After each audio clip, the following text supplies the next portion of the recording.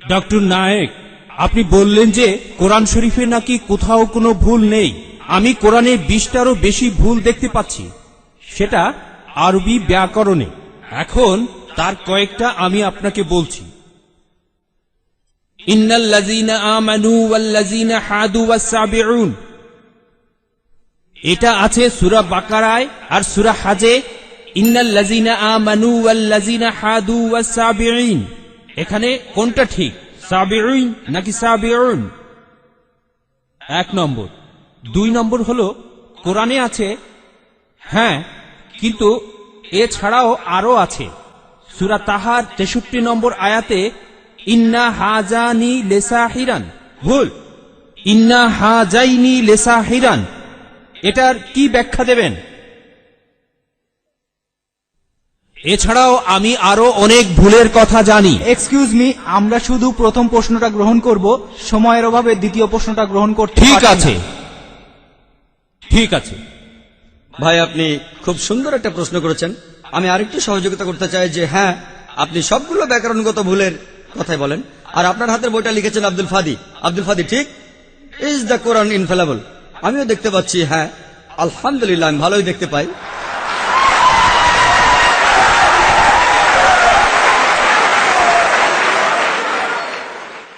আমি এই 20টা ভুলের সবগুলোর উত্তর দেব, কারণ আমি বইটা পড়েছি। আমি সবগুলোর উত্তর দেবো ইনশাল্লাহ, ইনশাল্লাহ। 1 নম্বর পয়েন্ট ভাই, 1 নম্বর পয়েন্ট, এখানে 1 নম্বর পয়েন্ট হলো যে আরবির সব ব্যাকরণ এসেছে কোরআন থেকে।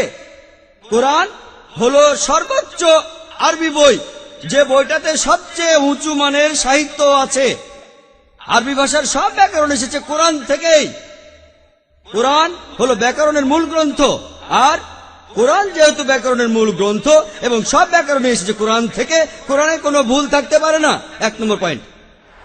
2 নম্বর পয়েন্ট, 2 নম্বর পয়েন্ট, 2 নম্বর পয়েন্ট। ব্যাপারটা এরকম যে আপনি একটা রুলার নিলেন আর সেই রুলারের গায়ে দাগ কাটা আছে, তারপর বললেন যে মাপটা ভুল হয়েছে। এটা বেশ অযৌক্তিক।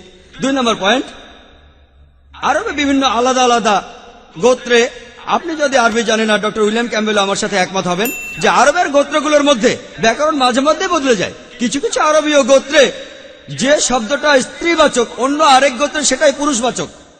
একই শব্দ, তবে গোত্রভেদে ব্যাকরণ বদল হতে থাকে, এমনকি শব্দের লিঙ্গ বদলে যায়।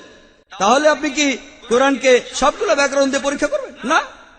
আর এছাড়াও কোরআনের ভাষা এত উঁচু মানের, এতই উঁচু মানের, এর কাছাকাছি কোনো সাহিত্য নেই। আর কোরআনের বিরুদ্ধে অনেক বই আছে, ইন্টারনেটে গেলে দেখবেন 12টা ব্যাকরণের ভুল, 21টা ব্যাকরণের ভুল, আব্দুল ফাদি 20টা ব্যাকরণের ভুল। আপনাদের কি ধারণা খ্রিস্টানরা এই ভুলগুলো বের করেছে? কারাই ভুল বের করেছে? জানেন কারা করেছে?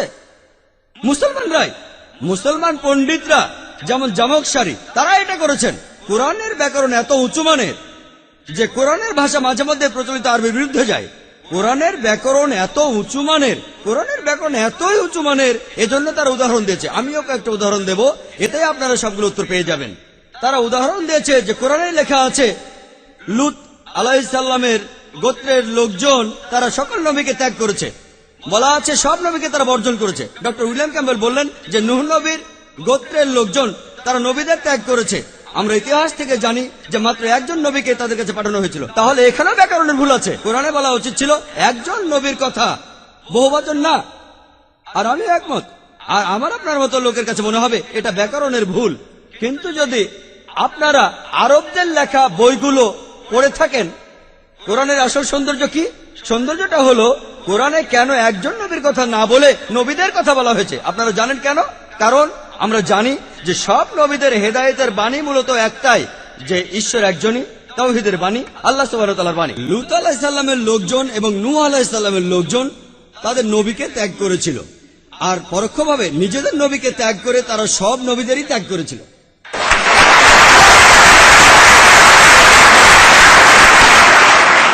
সৌন্দর্যটা দেখেন, ভাষার অলংকার দেখেন, আলহামদুলিল্লাহ। আপনার মনে হতে পারে এটা ব্যাকরণের ভুল, কিন্তু এটা ভুল নয়।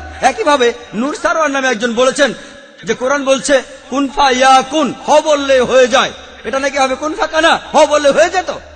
হ্যাঁ, আরবির পাস্ট টেন্সে কুন ফা কানা কুন ফায়াকুন নয়, কিন্তু কুন ফায়াকুন আরো উঁচু মানের। বলা আছে আল্লাহ তিনি ছিলেন, আছেন আর থাকবেন, অতীত, বর্তমান আর ভবিষ্যৎ। Thank you doctor Naik.